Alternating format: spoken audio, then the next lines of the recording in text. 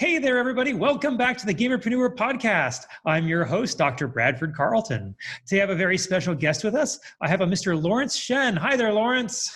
Hi there, Bradford. How are you doing? I'm fantastic. It's a beautiful sunny day in Las Vegas. How about yourself? I'm doing good. Sunny day here at Houston. Beautiful. All right. So, Lawrence, let's kind of get into it. Can you tell us a little bit about yourself? Sure. So I'm Lawrence. I am a pretty hardcore gamer, and I also like some outdoor activities like fishing or hiking. If I'm speaking on the gaming side, I mostly focus on like Counter-Strike, League of Legends. So a little bit like back info about myself is that I was born in the U.S. and then I went to Taiwan for a couple of years, and that's also where I picked up all my gaming knowledge from there because I just like started from gaming in Taiwan, and then I came back to the U.S. for like university, and then joined in the nonprofit Collegiate League NACL. Beautiful. And we're going to talk about the NACL real soon here.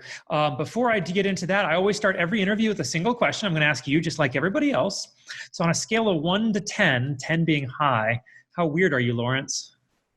I would say a 7 because first I would say because of the gamer side, and everyone knows as a gamer you have something special about yourself, and like me when I'm like gaming, it's like really focused, concentrated, like to the point. But when I'm like outside of gaming, I'm kind of like all over the places. Like I also like to do a lot of other like side business as well, like on the gaming side, and I keep 3 points just because I still believe there's some normal points inside of me as well.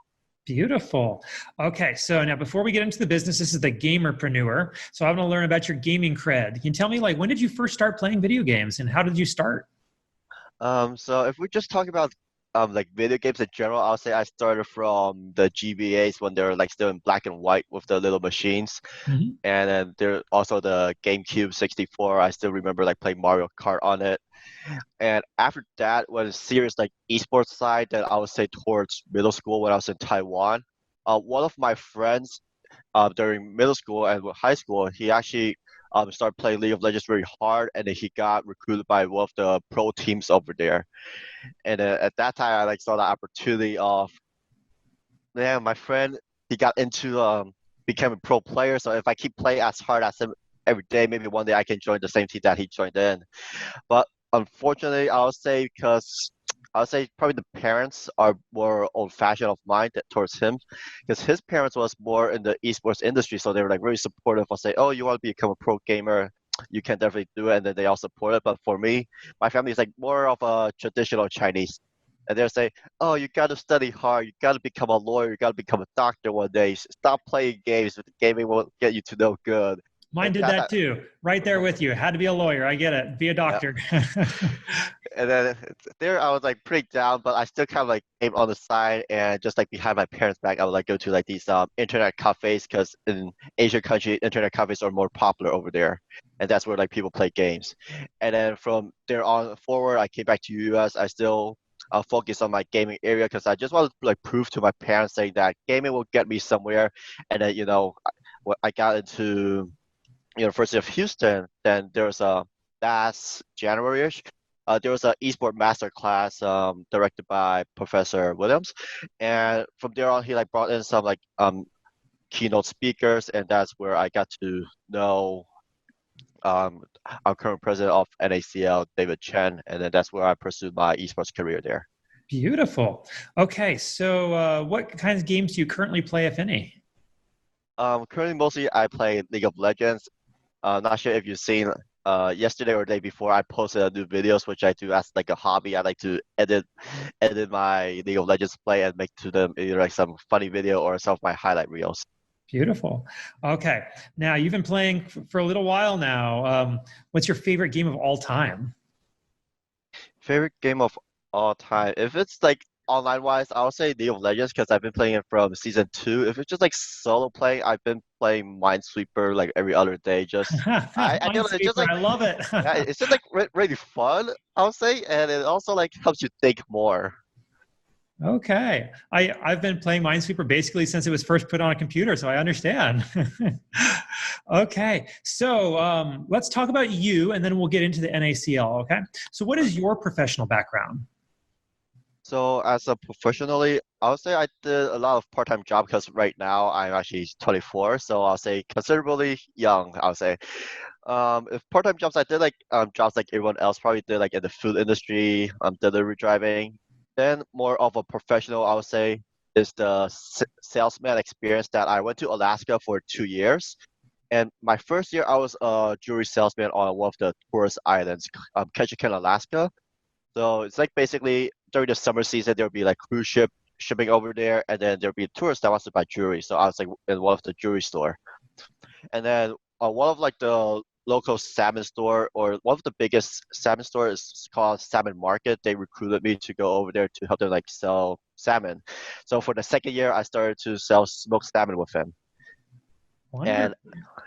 yeah, and after that, I came back to Houston for University of Houston, and then got into the nonprofit esport organization NACL. Okay, so can you explain to us what is NACL? Yes. So NACL it is a nonprofit esports organization, and for what we do is that we mainly focus on creating tournaments for the collegiacy. There's also some open tournaments that we also run, but the main goal is to like provide the scholarships for the students or the kids that takes esports seriously as a hobby or they want to pursue a career in it, and then so while they are focusing on their higher education. And on side of that, I would say we are also pretty much like a broadcasting media company. So if you notice on last November, December-ish, we also signed a TV deal with Ison TV in Asia, which will be like streaming our events and tournaments on their TV channels throughout like 7 different countries over there. That's fantastic. Congratulations.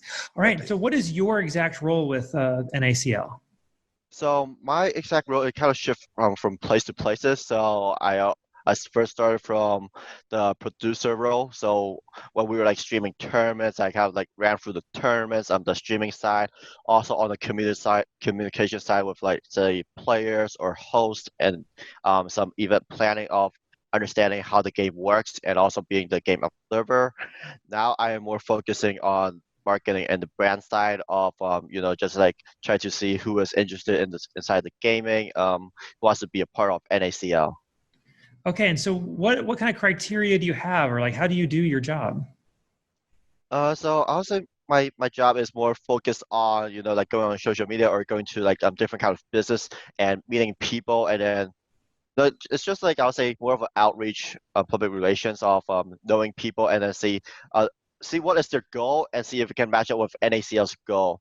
And I always like find like where's like the balance in between and I say, you know what, NACL can achieve your goal. Let's do this all together. Okay, so what kinds of goals are you looking for when you're speaking with someone then? It kind of depends for company because let's say today if there is like a headset company and they say, okay, our goal is to sell more headsets. So what is in order to sell more headsets?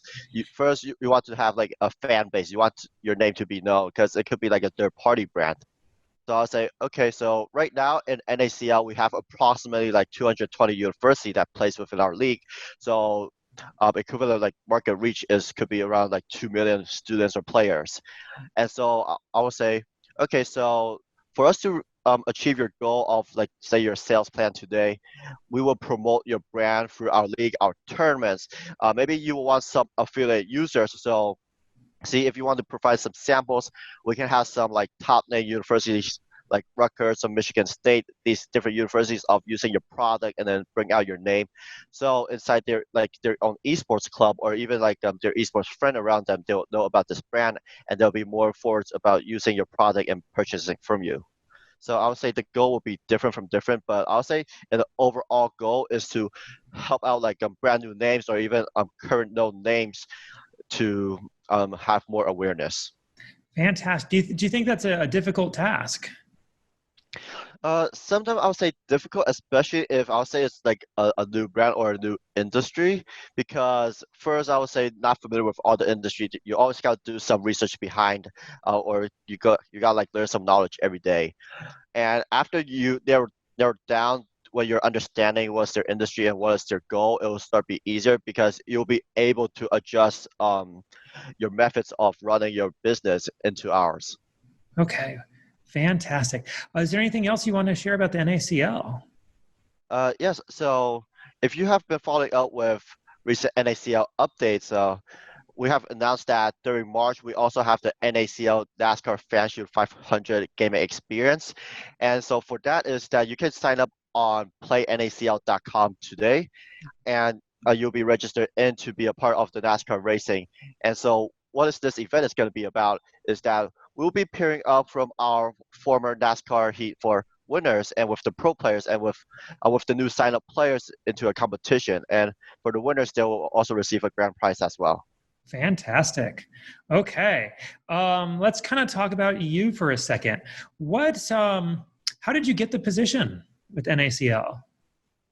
So like I kind of like mentioned earlier, but in more detail, is that I first started with the esports masterclass in Mhm. University of Houston, and then when the professor brought in the keynote speaker David Chen in, I kept on like contacting him after, even though it's pretty funny. So at first he kind of mentioned saying, "Oh, don't give your resume out to anyone that comes here," and then I still did. I gave out my resume actually.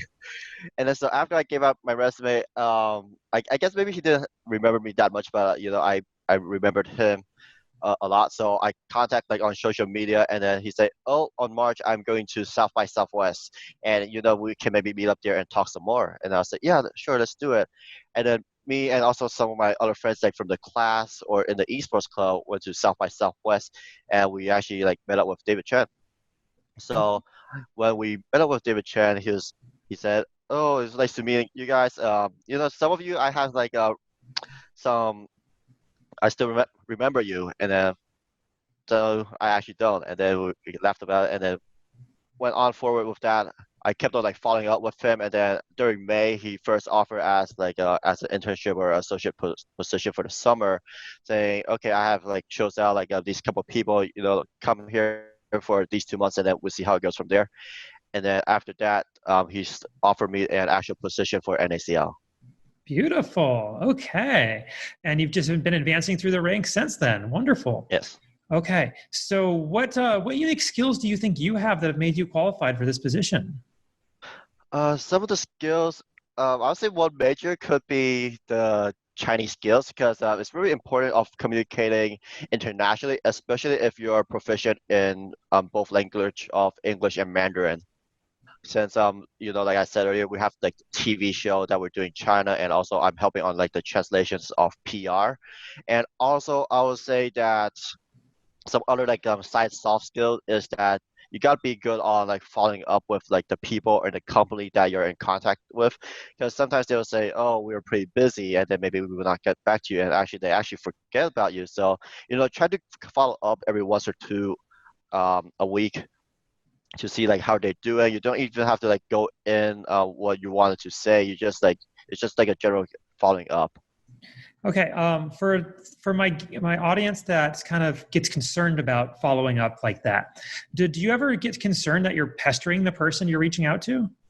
Yes, actually I do. Like at the beginning of my job when I was like still the learning phase, I'll say.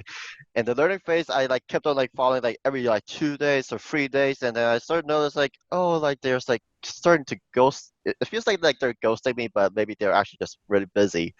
And then I was like, maybe I'm like following too much, and they got annoyed by it. And how should I do it?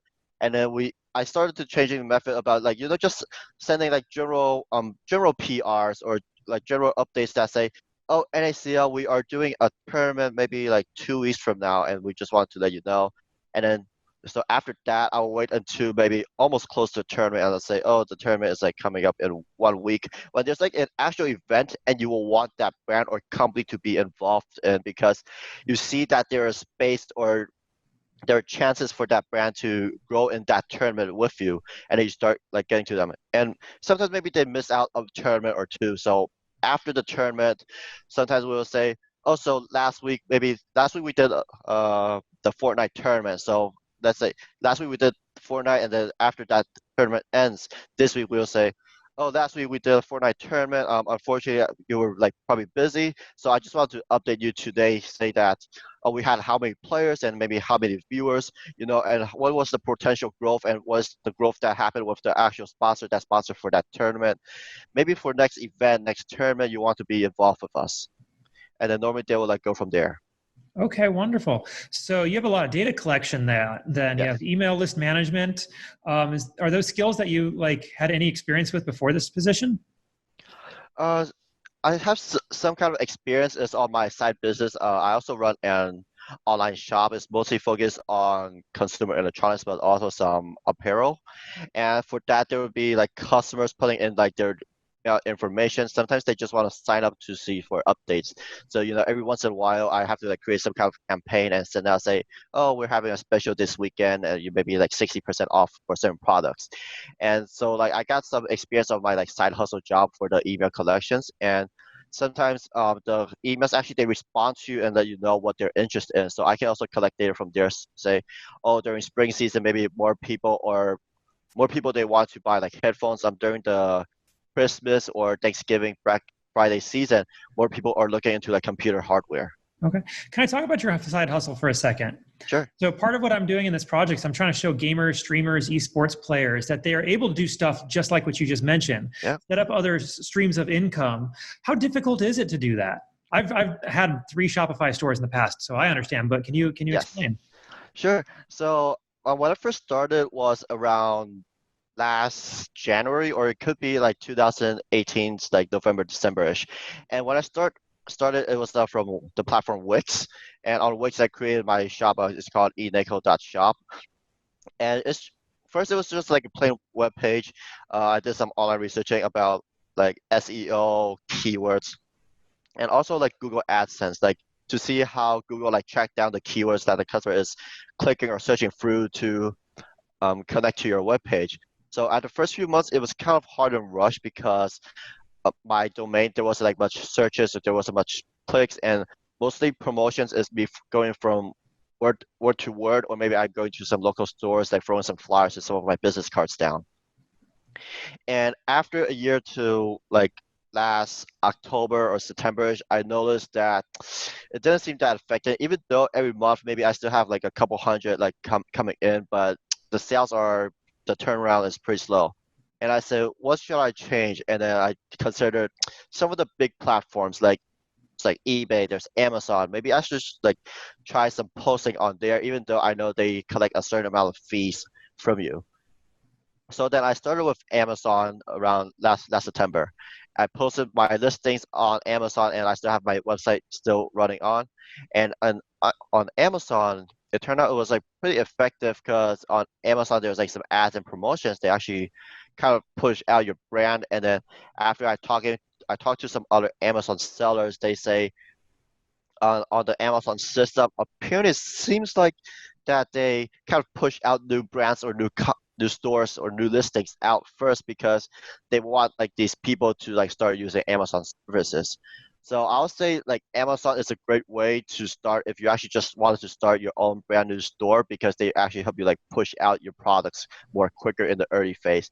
And right now for me it's like more in the mid phase experience with Amazon. It did get a little bit slower, but not that slow. I still have like um stable income coming through Amazon. So I would say when you're doing your own online store, is don't just like stick with one platform, your own web page, or just like one Shopify account. It's more beneficial of you creating more accounts and also more posting and listings, because when people go on Google, Yahoo, or MSN search, if that's still a thing, uh, they will be able to see more words that are connected to you than when you're just focusing on one website.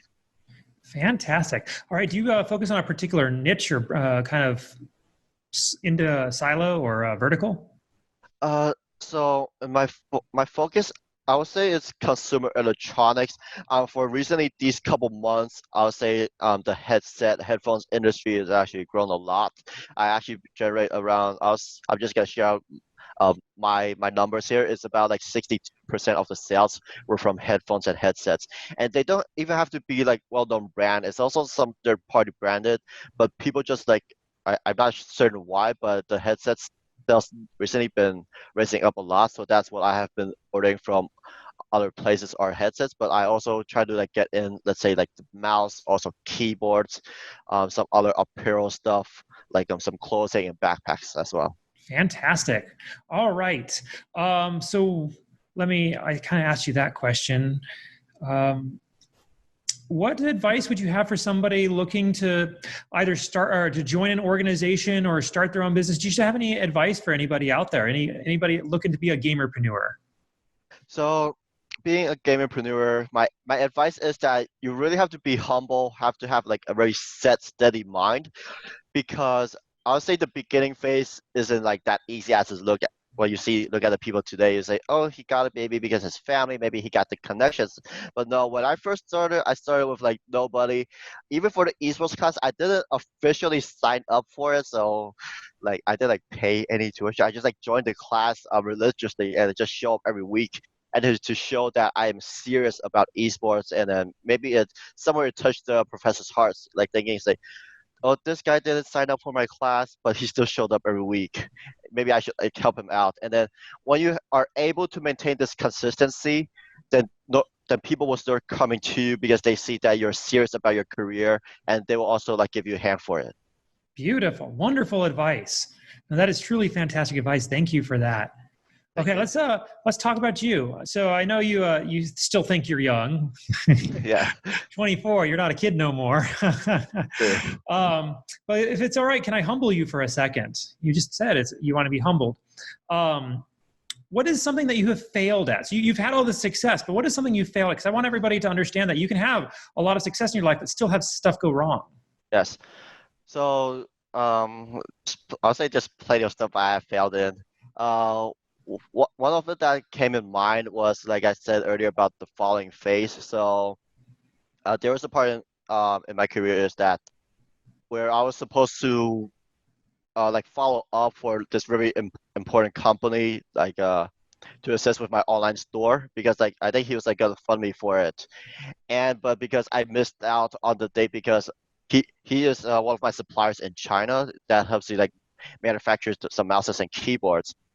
But because I missed out that call, because on the day before I was actually in another meeting in the US for some more products for my online store, so I missed out that night. It was like supposed to be a 2:30 call, and then I just like stepped through it, and then I waked up around like 4 in the morning, and then I was like, oh, I missed out my call, and I was like looking at my alarm. I was like, did my alarm even ring? And then I called him back like in the very morning, which is his nighttime, around like 7 p.m. ish. And then he said, oh, you missed it. And then actually after you missed your call, there's this other online store that also we wanted to work with. We actually went with them. And then that time I was pretty devastated because it's not a big amount. It's about like 20,000 USD here that he was going to help me fund for my online business. But since I didn't get that, I was like really sad. And then I told myself, I got to like stay stronger about this time, especially that one of my future goals is try to be like an ambassador between countries and to know about other people's culture. So for this, I gotta like stick up with like my schedule. I gotta like stay consistent about the timing, especially doing international business when they're nighttime or daytime. I gotta like keep track on all of these stuff. Well, thank you for sharing that with us. No, that's I can understand how that you get to feel the sting of it, but now you know to get up when your alarm goes off, right? Yeah, you gotta get up. Never let that one happen again. True. All right. So how do people find you? Where are you out on social media? What's your handle? Yes, so on Facebook it is my name, Lawrence Shen. On LinkedIn it is also my name as well. On Instagram it is Lawrence_120_. And on Twitter, I believe it should also be like Lawrence_Shen. Okay. And the NACL, how do we find that? Yes. For NACL on Instagram, it is play.nacl. And also for the other web pages, it is all at play.nacl. And on Twitch, we also have NA Collegiate League as well. Beautiful. All right. Now, as we're wrapping up here, is there anything that I didn't ask you think we still need to talk about? Nope, I do not think so. Wonderful. All right. In that case, Lawrence, thank you so much for coming on and sharing your time with us. Sure. Thank you for your time, Bradford. This is a wonderful conversation. You really give us a lot of advice. Yes, thank you for your time. It was pretty interesting being part of my first podcast as well. Absolutely. I'm glad I could ease you into it. Yeah. All right. On that note, I'm going to tell you, gamerpreneurs, go back and listen to this one again. He really does give some fantastic advice. All right. On that note, y'all take it easy. Hey, if you like this podcast, I'd love to invite you to check out a little bit more about me, Dr. Bradford Carlton, gamerpreneur.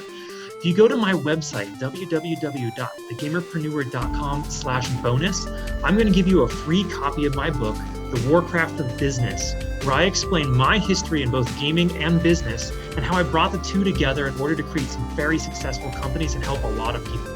And all you got to do is pay for shipping and processing, and I'll send you this book. I absolutely know you're going to love it. All right, you all take it easy.